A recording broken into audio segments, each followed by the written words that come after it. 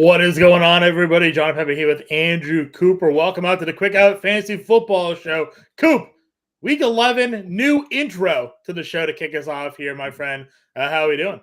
Fired up, dude. That's actually the first time I've seen it. I knew that our boy Brian Burns made that, but I hadn't checked it out yet, dude. That's sick. Let's go, dude. We're becoming a little bit more of a professional entity here, Coop. You know, we got the nice intro. We already had the show, right? The show is great. The content is great. But sometimes you gotta lead in the folks. Get them excited for what's going to happen here. I'm excited, dude. Let's go, dude. I want to play it again. Can we play it again?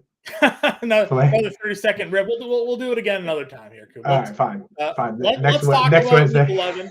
All right. I appreciate all of you who are jumping in here today. Coming off of a pretty interesting Week 10.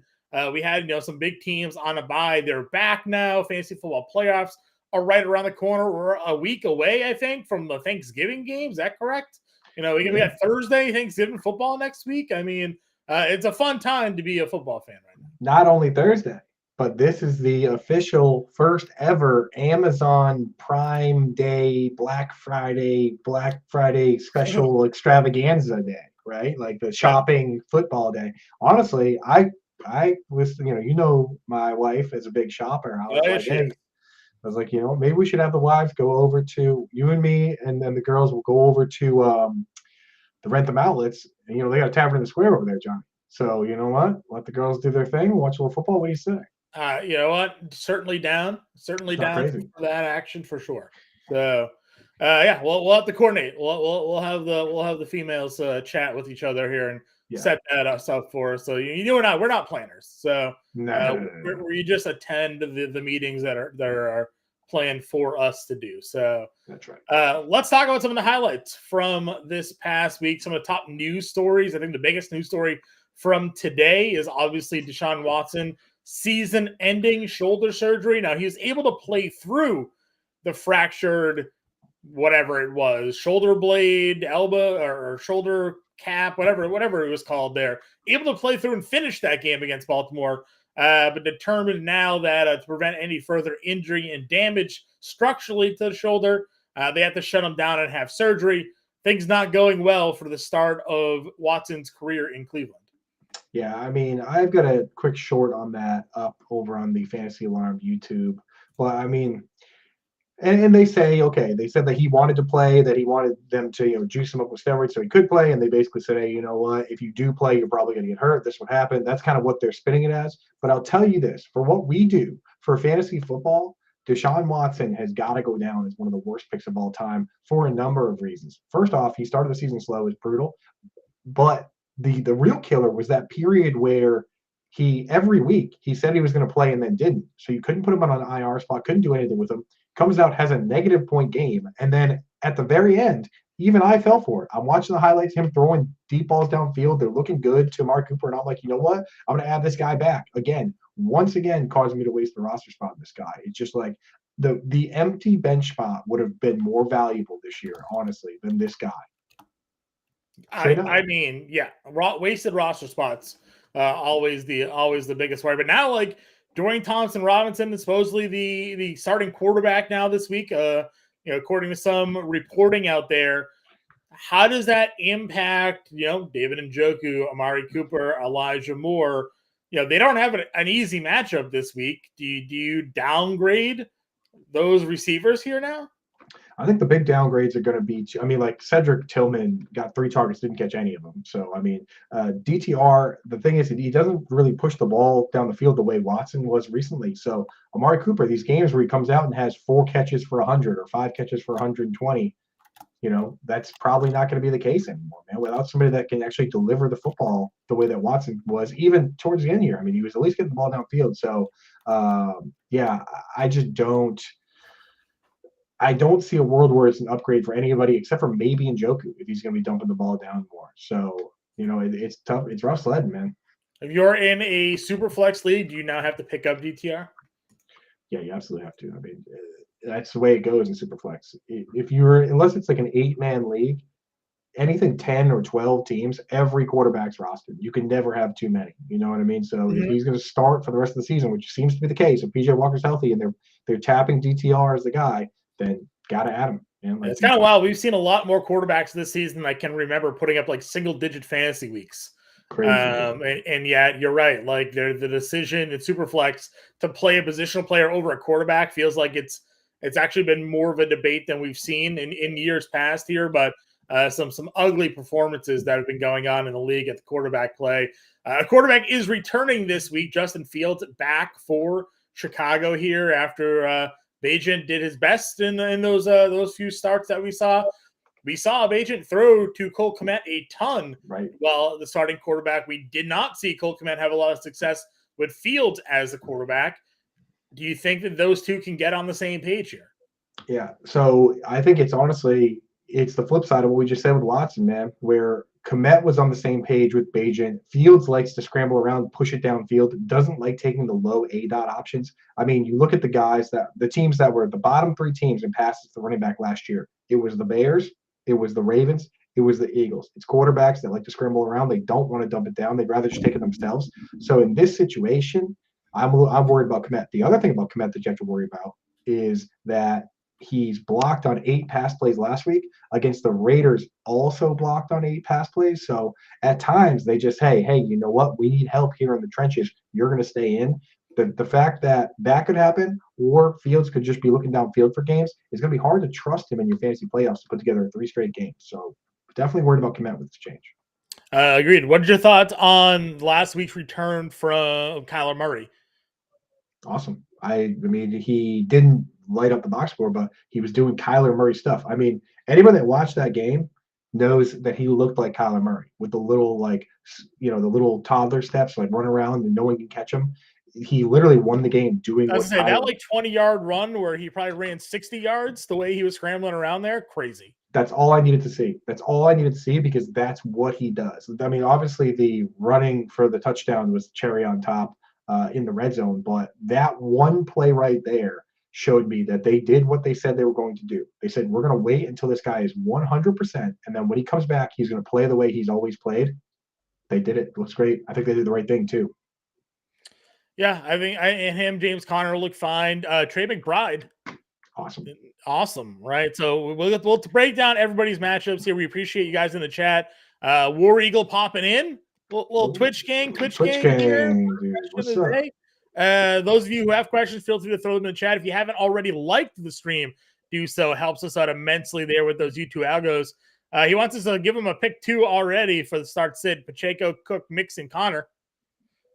So I'm starting, Pacheco has a tough matchup, and James Cook, when you watch those, I know we go back and look at the stats, and James Cook does play more than Latavius Murray, but when you watch those games, man, Latavius Murray is getting very important touches, especially in the red area. So I think I'm going to start Joe Mixon. The way I have it ranked so far for this week is I have Joe Mixon ahead of all of those guys, and then I have Pacheco next.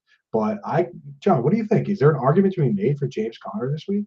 I think so. A guy that's going to get all the snaps, important in the passing game. I think James Conner for sure. And then I probably still lean Mixon. It's not a great matchup for Mixon having to run up against the Ravens here, but kind of looking at the other matchups that are on the board and sort of the usage here, you do have Kansas City off of a bye, which is nice.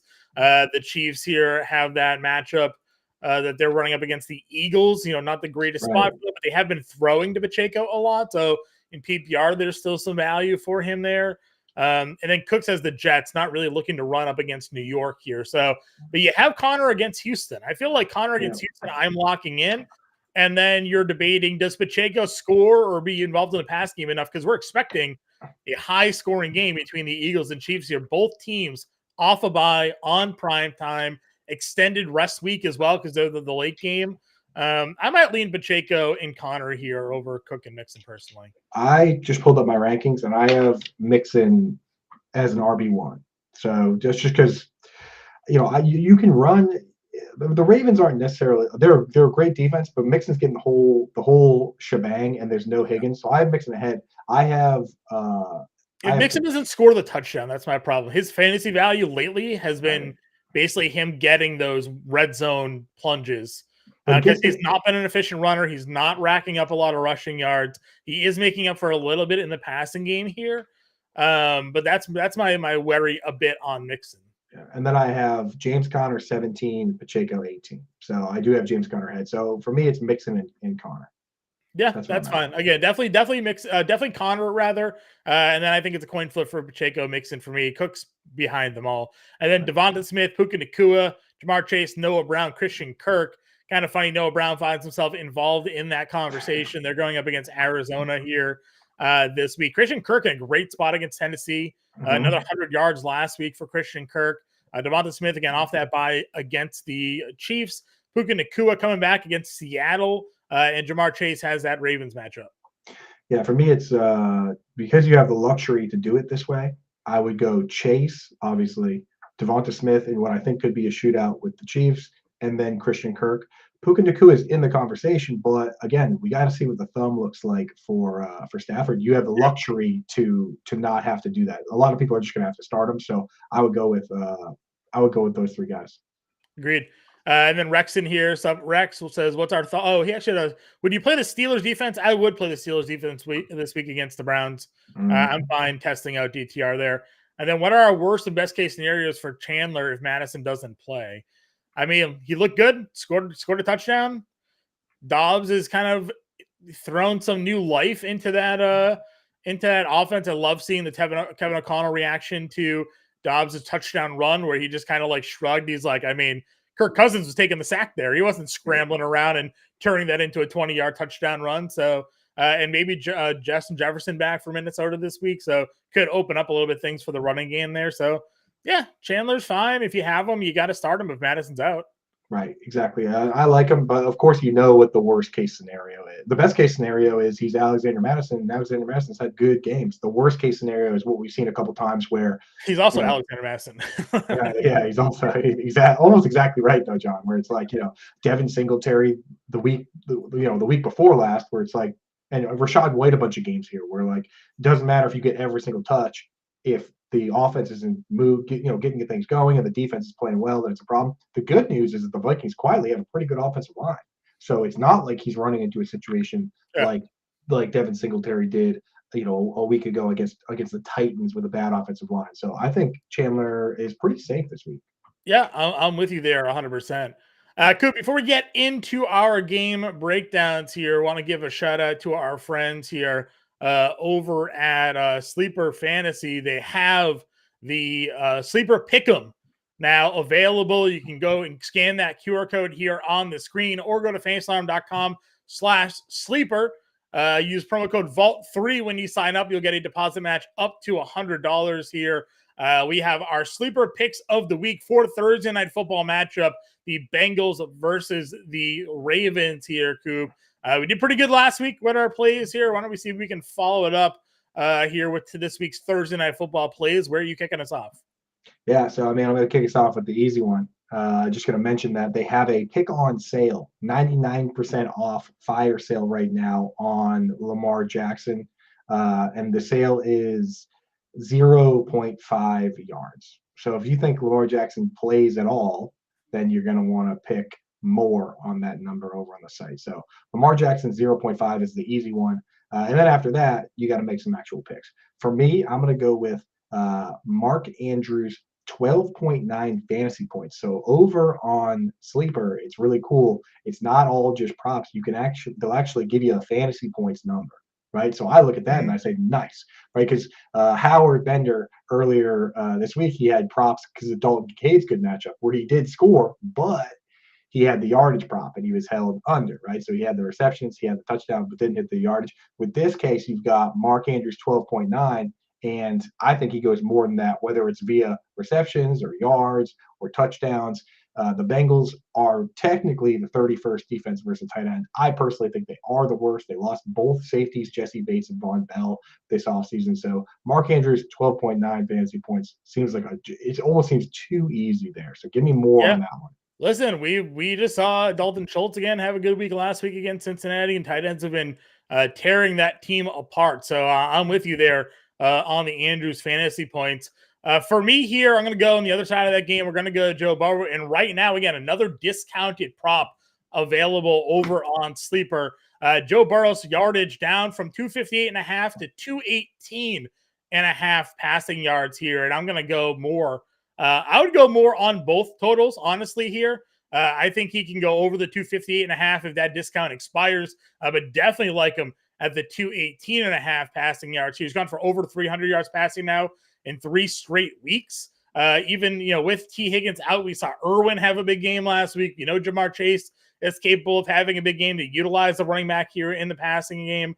So I think this is a spot where we're going to see likely this the Ravens team maybe play from ahead for a little bit, given their defense and their offense against the Cincinnati defense, rather. And Burrow's just going to have to throw here. So give me the more 218.5 passing yards on the discount. But again, if that discount happens to go away before tomorrow night, then give me the more 258.5 as well. I like them both. Yeah, I think what I'm doing is they only let you use one promotional pick per grouping. So I'm going to put one in with the Joe Burrow one with Mark Andrews, and then I'm going to do another one with the Lamar and Mark Andrews, and then take another Bengal on the side. Maybe do it Joe Burrow with the 25.8, the 258.5, because you can put in a couple. So I'm going to do one that's just Burrow and Mark Andrews, just a little two pick 'em. I think you can get, even with the discount, you can get 3x your money on that one. And then I'm going to come back around and do the Lamar, the full number for Burrow and Mark Andrews, and I think you can get like 5 or 6x on that. So yeah, listen, if you put enough plays together over in Sleeper Fantasy, they give you the highest possible payout ever. You can get 100x your return over at Sleeper Picks right now. If you go and put, I think it's like a 10 pick play together or something like that, you have an opportunity to go 100x your play there. So go check it out again. Scan that QR code, use Vault3 promo code there, or go to fantasyalarm.com/sleeper. You're already playing your fantasy football leagues over at Sleeper now. Why not check out their picks? It's only available on the app, so you have to use your phone, scan that QR code, and then sign up there with promo code Vault3 to take advantage of our 100% $100 match deposit there.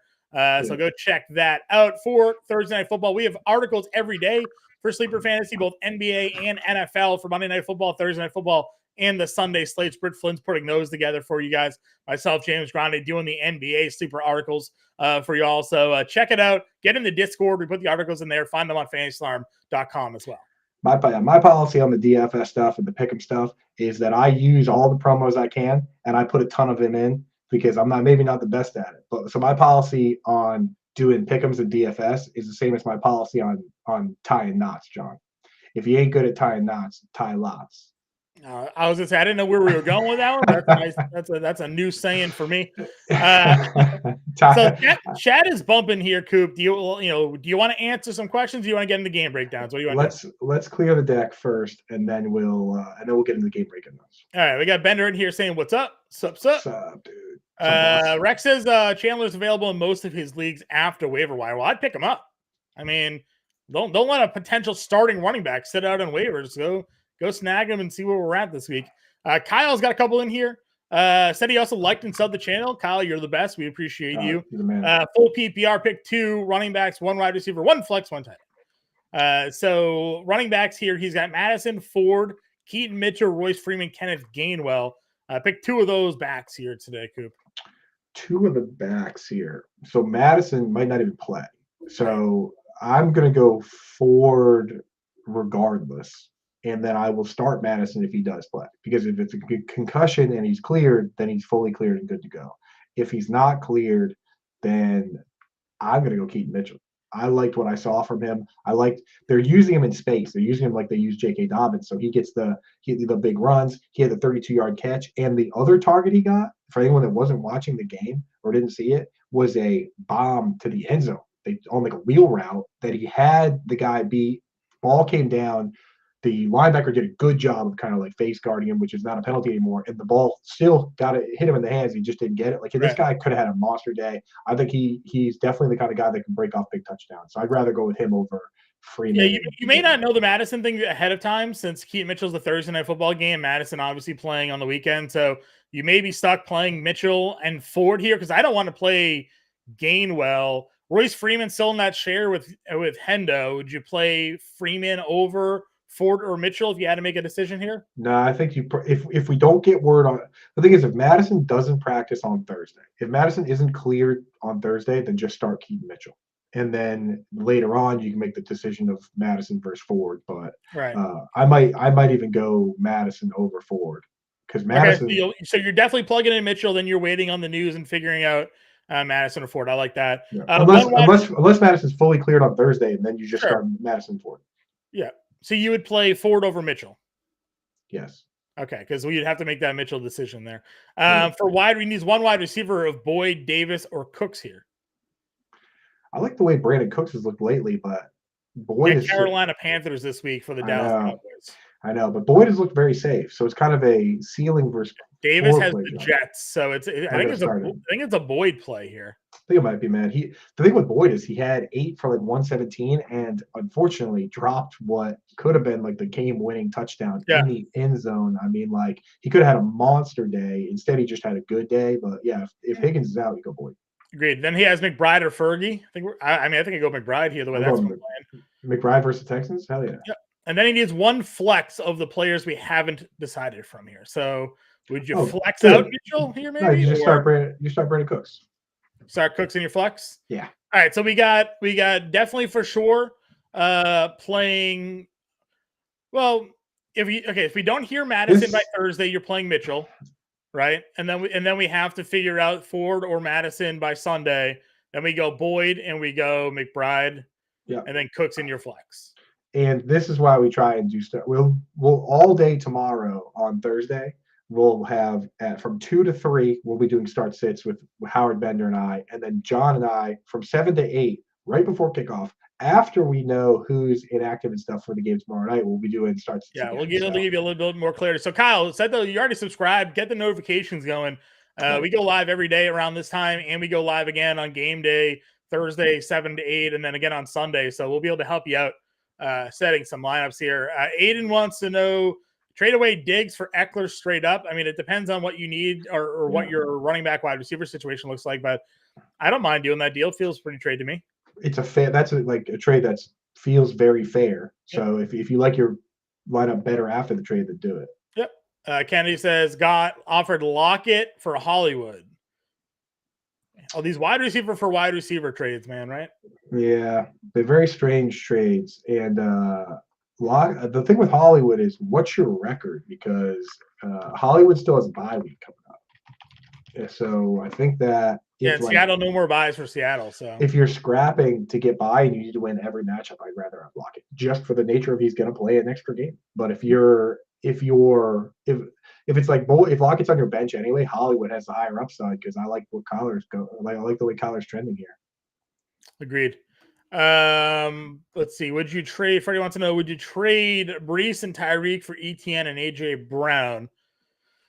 Probably. I mean, AJ Brown, Tyreek, not a drop off if anything, and then ETN's playing better than Brees Hall right now. Yeah, why are they? What's the narrative? I'm focused on the playoffs. And I like the matchups more. That makes sense. Yeah, if you can. I mean, I think I just outright like it better. So if you can do it, then do it. Yeah, I would take that deal for sure. The matchups for Tyreek are pretty bad. We'll talk about that when we get to that. The Jets' offensive line's terrible right now. Someone offered me Purdy for Mostert in a full PPR. Do you need a quarterback? Right. Yeah, we need a little more context. Need more context there. I mean, listen, Mostert could find himself in a big timeshare with A-Chain coming back here.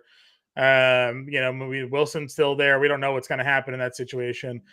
Sean, full PPR, one flex, Hendo, Addison, Warren, JSN, or Ty Chandler. Just one. Yep, pick one. Man, it's Ty Chandler if Madison's out. Otherwise, I think I would start Addison. Yeah, I mean, could have Justin Jefferson back this week, but Warren looked good again. Both running backs there and they're running against Cleveland, so maybe not the best spot. Yeah, it's the matchup. He's looked great there. So go Addison. The Joker have Fields and Young. Was that a part of it? Okay, that was the Purdy question. So he has Fields and Bryce Young. Running backs are A-Chain, Ford, and Madison. Wide receivers are Ridley, Myers, and Johnson. And he got offered Purdy for Mostert. Now just keep Mostert, man.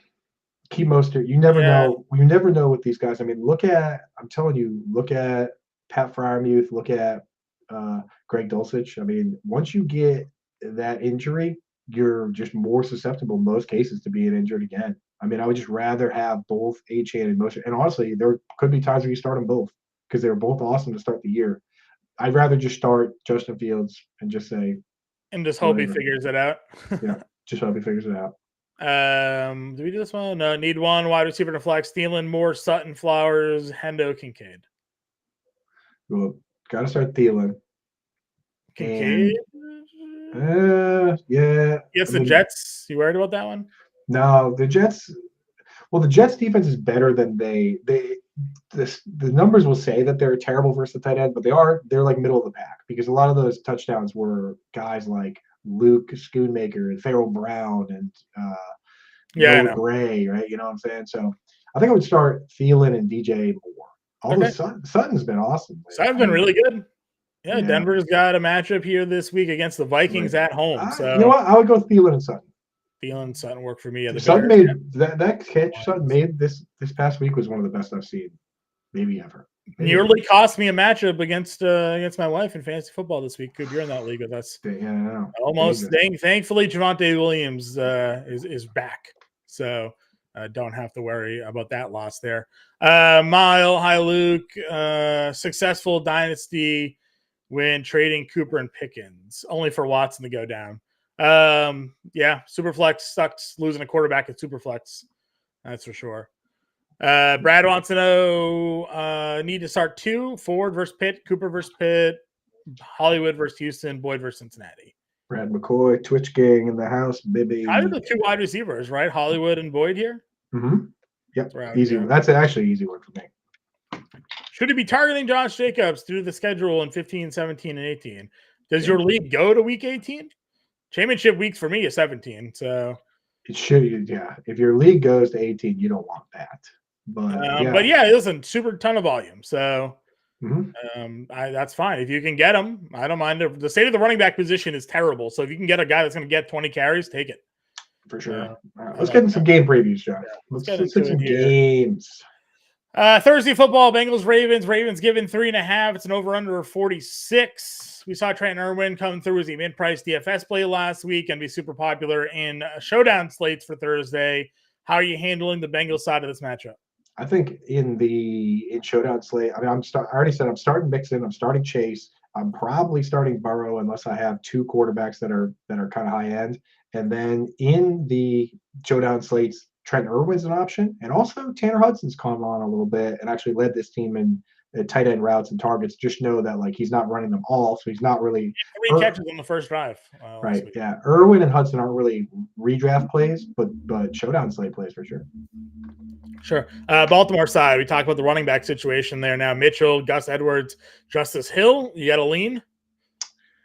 Yeah, I do, and I think I definitely lean Keaton Mitchell because he gets the more explosive plays, and Gus Edwards is going to be the goal line back, and Justice Hill is going to be kind of the change of pace, the change of pace guy that comes in on third downs when Keaton Mitchell's tired, right? So I think that Keaton Mitchell is now in the J.K. Dobbins spot where, honestly, like I don't know if I would necessarily treat him all that different than J.K. Dobbins. Like with Dobbins, we knew that Gus Edwards is going to be a goal line threat. That Lamar Jackson was going to be a goal line threat. So that's kind of where I'm putting him, kind of a back end RB2 type range. Sure.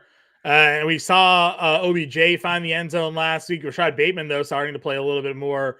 Talk about the Ravens wide receiver split. Yeah, better. I mean, honestly, people are chasing OBJ and touchdowns, but Rashad Bateman's the one that when they went to 11 personnel, he was out there. When they went down to 2 tight end sets or 2 running back sets with Patrick Ricard as the fullback, Bateman was the guy that stayed. So Bateman, in my opinion, is the better ad over Odell and a guy that I'm quietly stashing on some benches just to see what it looks like. This week could be a big one for him. If he doesn't break out this week, then he'll probably go right back to the wire, though. Sure, agreed.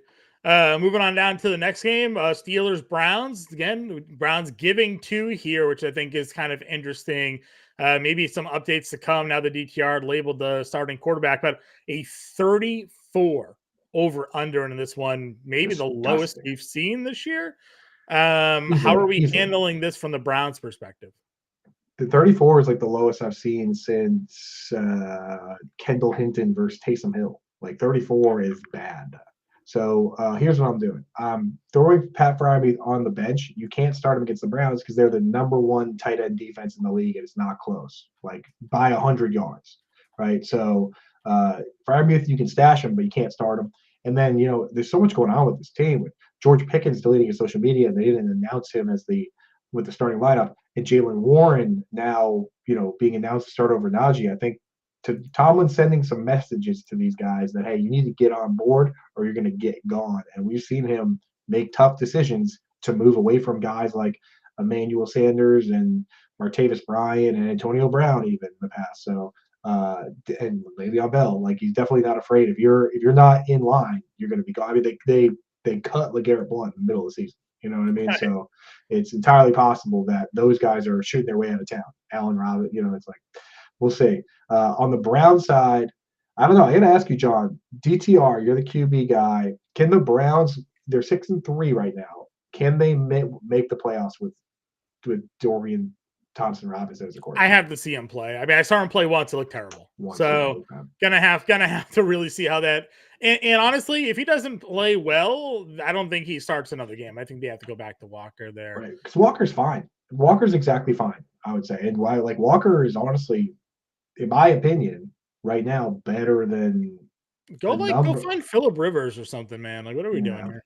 Let's go to the next game down here again. We got about a half an hour left in the show. If we have time at the end, guys, we will answer your questions. But of course, stay tuned. Lawn Fantasy Football is coming up right after us. Andrew Cooper, Howard Bender will be there to answer your questions here today. So don't leave the Fantasy Alarm channel today, even if we don't get to you, because we got another whole hour of fantasy football talk coming your way after us today. Cardinals, Texans given 5 to 47.5 over under again last week. The return of Kyler Murray, he looked pretty good. Trey McBride looked pretty good. Running backs looked fine here. Cardinals offense definitely getting a bump here.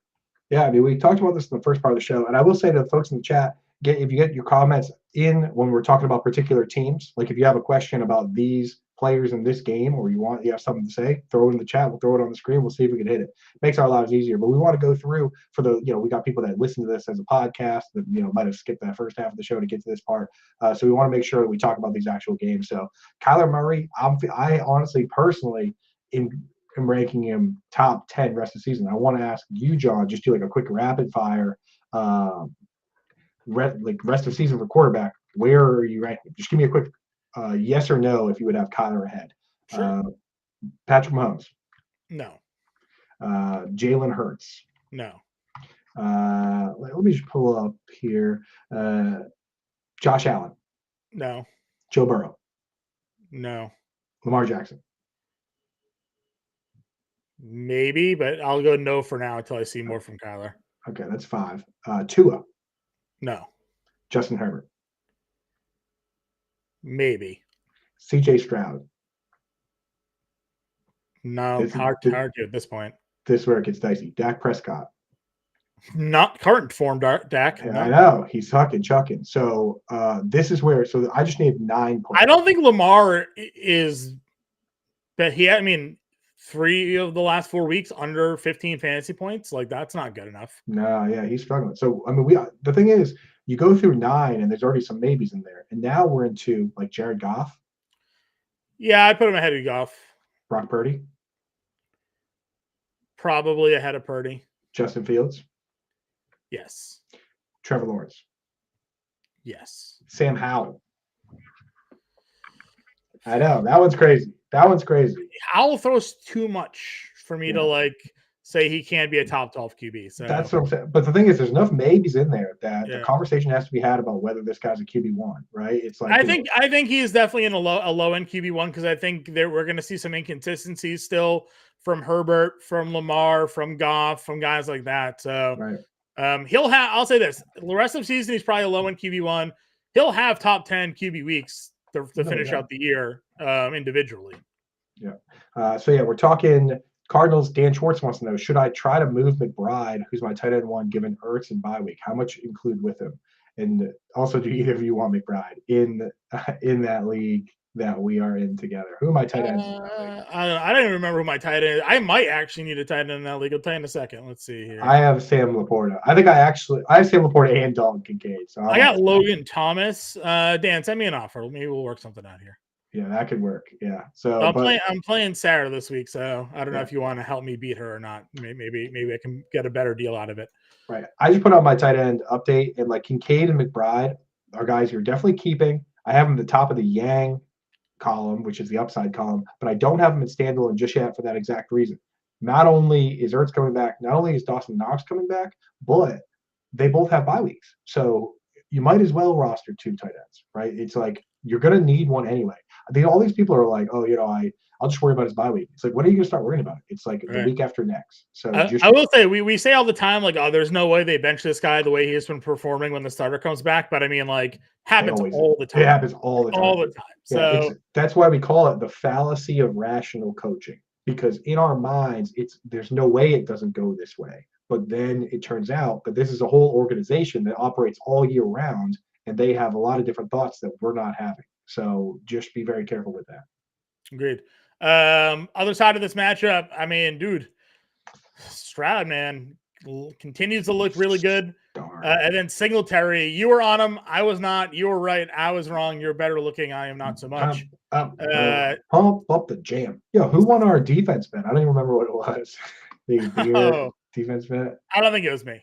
I don't know. I said I had the Chargers, I think, right? So they gave up like 35,000 points to the Lions. So yeah, I don't remember what my defense was. I'm gonna go back and watch that. Chat, if you guys remember what that was. Wasn't it Jacksonville? Didn't you like Jacksonville or something like that? I think it was, yeah. So we might have both lost that one. Well, it's fine. You know what? None of us are losing because we're getting pretzels and beer at Harpoon. That's right, dude. That was the whole bet anyway. Yeah. So yeah, in the chat, bench 1 in a super flex: Herbert, Dobbs, or Kyler. John Dobbs has got the matchup on. Dobbs has the matchup on Sunday night. Sunday Night Football in Denver, potentially getting JJ back. Chargers have whatever are they? The road matchup versus the Packers. Mm-hmm. It's a good spot for that. And then what was the other QB? Kyler versus the Texans. Both on the road there, though. I mean, I got to figure out what's going on with Keenan Allen, right? He's a little banged up here.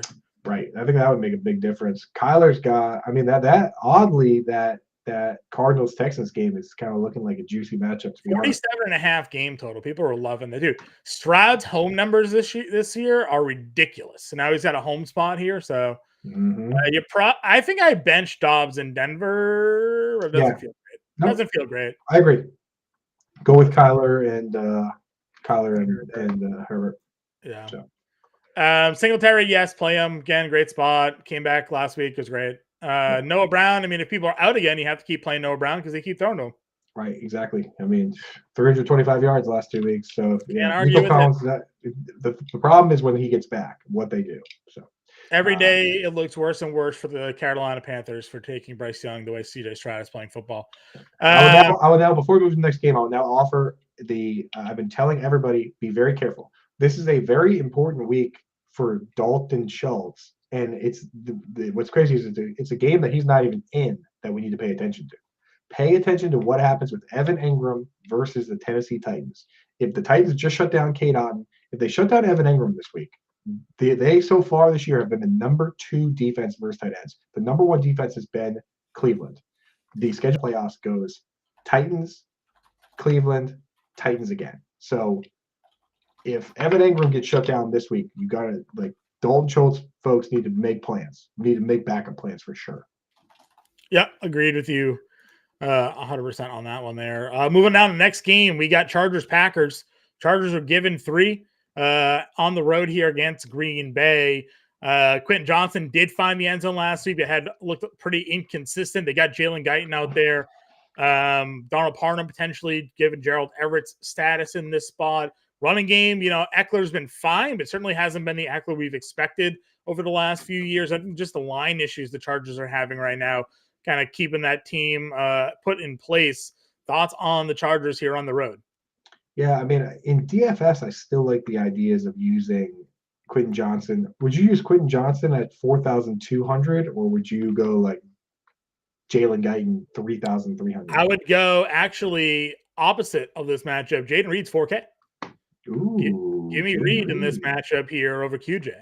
Yeah. I mean, the thing with Reed is that even though he's kind of like playing a part-time snap share. When he goes in, he gets the ball every time, like Josh Downs. So I'm at this stage, I'm not really discounting him as much for being the odd man out in 2 wide sets. It was like the Rashee Rice thing. He plays 15 snaps, gets 7 targets. It's like, play him more. What are we doing? Exactly. Like, That's what I'm saying. But it's like, who do you take out? It's like you can't take Watson out. You can, I guess, you could take Romeo Doubs out, but he's been playing pretty good too. So this matchup has a lot of potential fantasy options. I mean, if Gerald Everett's out, a lot of people are going to want to start Donald Parham. I think that's a mistake, just because he does split snaps with Stone Smart. Stone Smart hasn't done a whole lot with him, but just the fact that they're splitting it instead of just letting the one guy get all the snaps, it just takes too much. He did get a pretty good target share though when he was playing with Everett out a couple weeks ago. Yeah, but dude, again, only played half the game. And here's the thing: this week he gets matched up with Devondre Campbell, and that's a guy that I try to avoid when I can. Like Donald Parham versus Devondre Campbell is not a good matchup for Parham. Yeah, there's always just a touchdown equity potential with Parham too. Exactly. Well, the fact that Everett isn't going to be out there for the red zone makes it seem like an even better spot potential for Parham. Bet at Parham anytime TD. If you want to play it, that's how to play it. I sent you and Bender the video of the Lions offensive line just doing whatever they wanted with the Chargers defensive line there. I don't know if Green Bay's offensive line is nearly as impressive, but Aaron Jones getting the full workload here could have some pretty big holes to run through in this matchup against the Chargers. Yeah, no, I'm in, man. Aaron Jones smash spot again, so lock him in. Like it.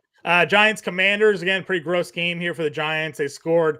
They kind of killed me because I had the Dallas Cowboys defense in my lineups, and they just let all the garbage time points come through at the end there for the Giants. So you absolutely can't play anybody in New York. Just a complete blowout, dude. Yeah, you can't even play. Even against the Commanders defense, which isn't any good, the Commanders are giving 10 in this game, and it's a 37 game total. This is almost the same thing we saw when we had the Browns versus the Cardinals a few weeks back, 36.5 with a 9.5 total, and the Browns, the Cardinals never scored a touchdown.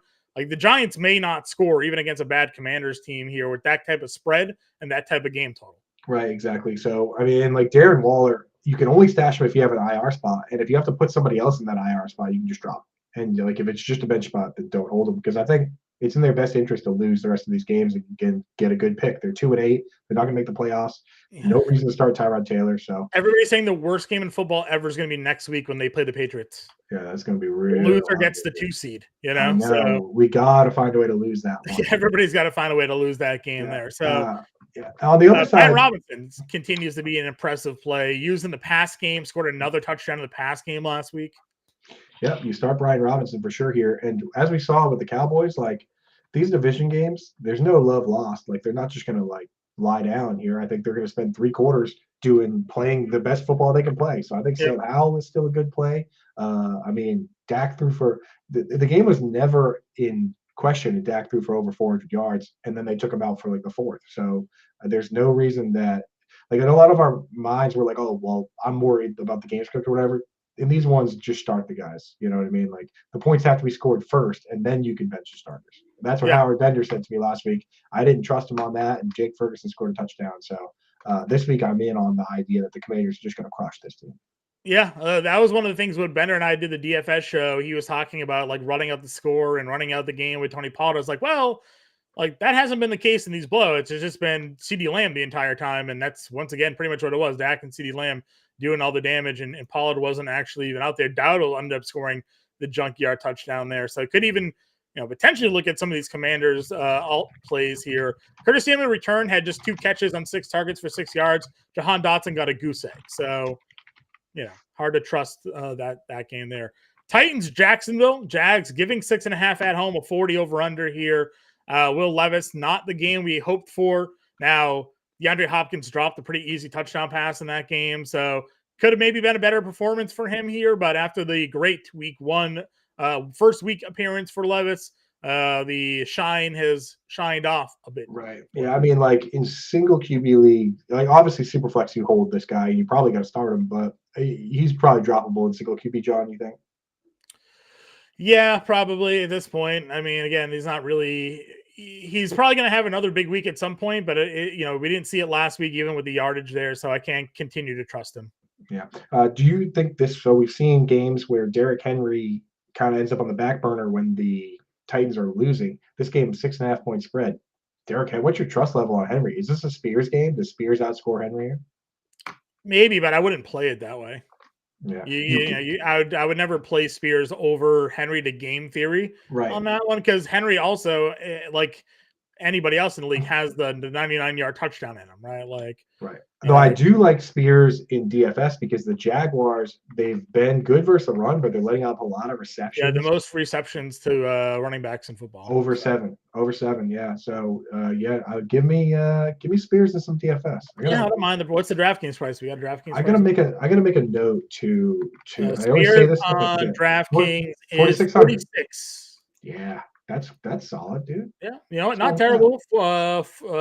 11 catches the last 3 weeks for Tajay Spears. So done deal. 46, dude. Yeah, that's the same price as Rico Dowdle. Yeah. Oh, Panthers again. That could be another Rico Dowdle week. We talked about this last week. If Dallas goes up 30 on Carolina here, which Bryce Young versus the Cowboys defense, good luck. Could be another Rico Dowdle week. What has happened to us, John? What has happened, man? I have Rico Dowdle in a fantasy league, and I actually started him last week because of bye weeks, and I was playing some game theory. I might just start him again, honestly. I mean, I started Ty Chandler against Grande. Scored a touchdown. Let's go. Let's go, dude. What else are we looking at? Jacksonville side of this thing.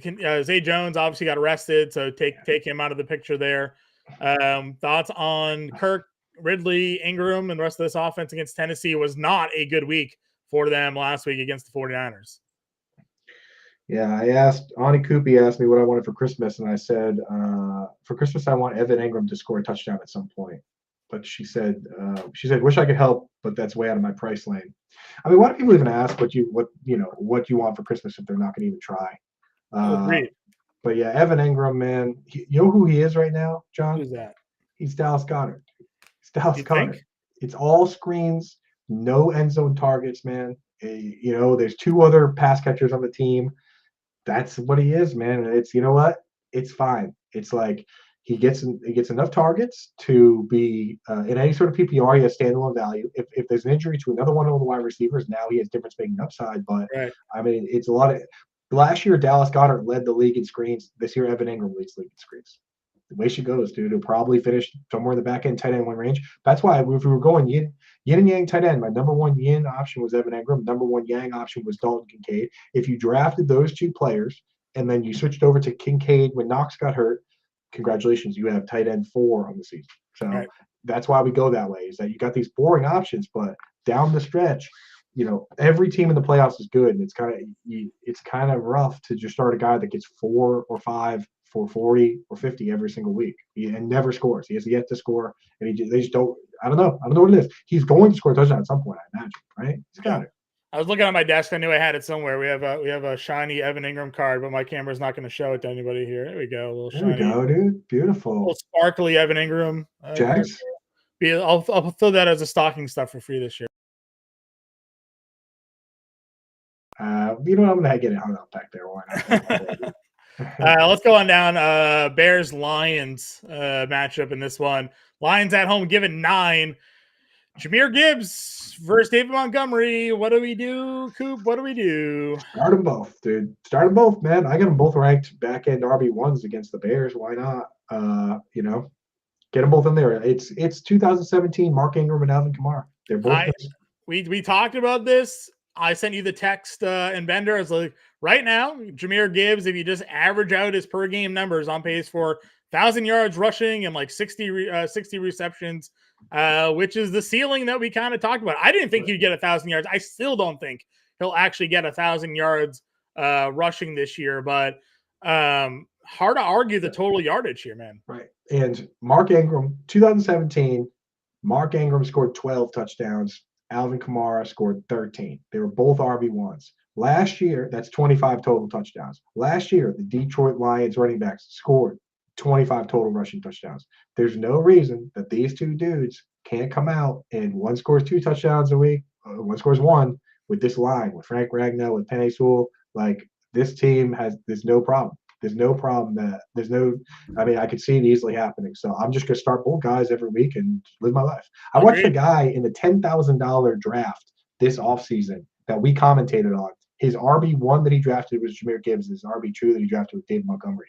And that dude put 10 grand on that idea. And he's probably feeling pretty good right about now, assuming he's been able to win Well, I these was going games. to say, unfortunately, they've both missed time this year, though. Right. So he hasn't been able to really If always play them both. if he survived, if he Yeah, he survived. did Well, the thing survive. is, every time one of them missed time, the other one was awesome. So Correct. like he's always had an RB1. Now he can just start them both. Like this guy's, he's playing 3D chess on us all. Yep. All right, let's rapid fire through these. We got a couple minutes left in the show. Again, every Alarm Fantasy Football coming up next with Coop and Bender. So don't leave the channel. Stick with us. You can get your questions answered at the top of the hour from them as well. Anything else in Bears Lions? Nah, that's it. All right. Obviously, Fields is back in this one. The big story there. We'll see how he feels with that thumb, especially on the road against Detroit. I don't really love the return spot for him. Raiders, Dolphins off the bye, given 12 at home to Las Vegas, who's on a back-to-back win streak here with the new head coach. I think the Dolphins just blow this team out of water. I think the shine is off there in Las Vegas. Yeah, I think you get that one like revenge game where everyone plays well when you fire the coach, and then after that, it's they barely beat the Jets, and now they have to go into Miami, and Miami off a bye. Nah, probably not. Right. So I think you still start Jacobs, you still start Devontae Adams where you have to. Beyond that, nah.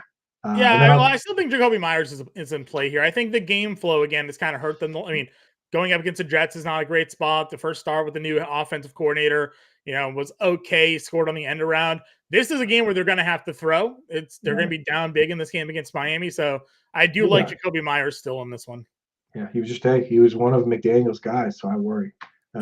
He's still out there on the field though. The snaps aren't an issue. Right. We'll see if A-Chain returns, and if he does, how much he plays. We're certainly watching that one there for sure. Cowboys Panthers again, a CeeDee Lamb show. 10 NFL record, 3 straight games with 10 catches and like 150 yards. So he's awesome. He said it himself. He goes, "I'm one of them ones." And he said, "You don't believe that I'm the best in the game? Just watch again this week." So he's already predicting he's going to go off. I love that.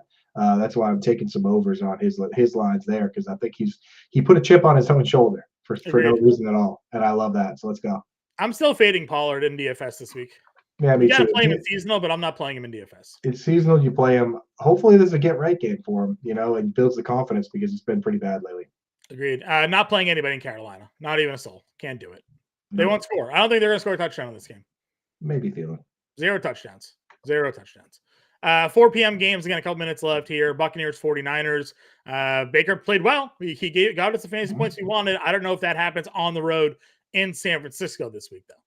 Yeah, tough matchup last week for Cade Otton. Tough matchup again this week for Cade Otton. So he's going to hit a lot of waiver wires. But I think his usage has been good. It's just in bad matchups he disappears. In good matchups he shows up. So if you're really struggling at tight end, obviously you don't start him this week, but keep an eye on him on the wire moving down the stretch. He could be a guy that could help you out. Rashad White, 40-yard touchdown catch. We talk about his pass game usage. Right. So I'm still starting him where I have to, but again, matchup wise, not ideal. On the other side of the ball, we don't really, since we're short on time, we don't have to talk about the 49ers because we know who the main characters are, right? We do. Seattle versus the Rams. Matt Stafford back here this week. Rams are a 1-point home dog at a 46 game total here. Charbonnet, another decent week fantasy-wise. Walker did find the end zone as well, though. Are both running backs becoming in play for you, or is it still Walker leading the way? It's still Walker leading the way, and if the Seahawks are big time dogs, then maybe you can start Sharps knowing that it's going to be that kind of game script. Same with JSN. In the game where they were playing from behind, both those guys played a ton, but in games where they're expected to win or it's close, I'm still going to go with Walker. Yep, agreed there. And then Kyron Williams back next week, so one more week for Henderson or Freeman to establish some value for the Rams. Jets, Bills. Bills fired their offensive coordinator. They lost to the Jets earlier this year. They released Michael Carter. How are we handling Jets Bills here? That offense in New York still looks trash. Trash. It's the Jets offense is a real problem here. Is that the defense has been so good? I could see betting the under on this game, to be honest. And I got to ask you, John, coming off the game he just had, going up against a defense as tough as the Jets, is Josh Allen still a top 5 QB play this week? I don't think I would. You have to play him, but I wouldn't have hopes that he would perform that well.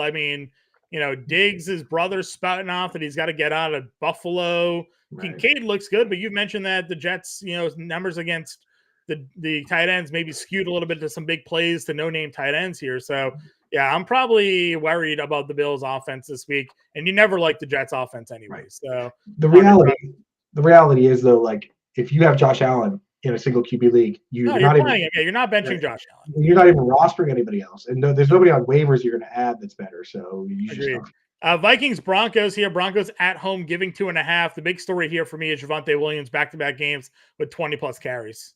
I told you, dog. I told you he's I back, drafted him everywhere. I've been baby. waiting for this. So I know, which is funny because you were in and I was out, and then for a little bit there you were worried and I was in, but now we're both in and everything's happy, dude. We just all walk off in the sunset with Javonte Williams. So Javonte Williams we're excited for. I'm excited to see Justin Jefferson. I hope he plays. I hope he's a full go, and I hope he stays healthy. And then T.J. Hockenson, man, like moving forward, I'm not trusting any reports that this guy's hurt or banged up or whatever. If he's playing, I'm starting him because he was like a professional wrestler out there. Just yeah, every time he got hit, he was crawling around on the ground, blood coming out of his eye, and he just gets up and goes to the huddle and catches another 30-yard ball. So, like, Hockenson is so locked in for me. Leading the league in receptions, like, just lock him in.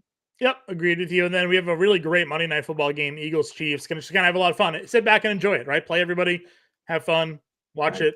Easy enough. Play everyone. Yep, football. Play everybody. Play everybody except Jack Stoll. People getting too cute with the Jack Stoll business. Don't do that. What about Albert Albequin? Bunham? Yeah, Albert. Yeah. I mean, I could see him getting the tight end screen at some point, but again, like maybe in a showdown slate, but every idiot's gonna be doing that. Agreed. Guys, put the link to the Alarm Fantasy Football Show in the chat. Make sure you check that out. Howard Bender, Andrew Cooper coming up next.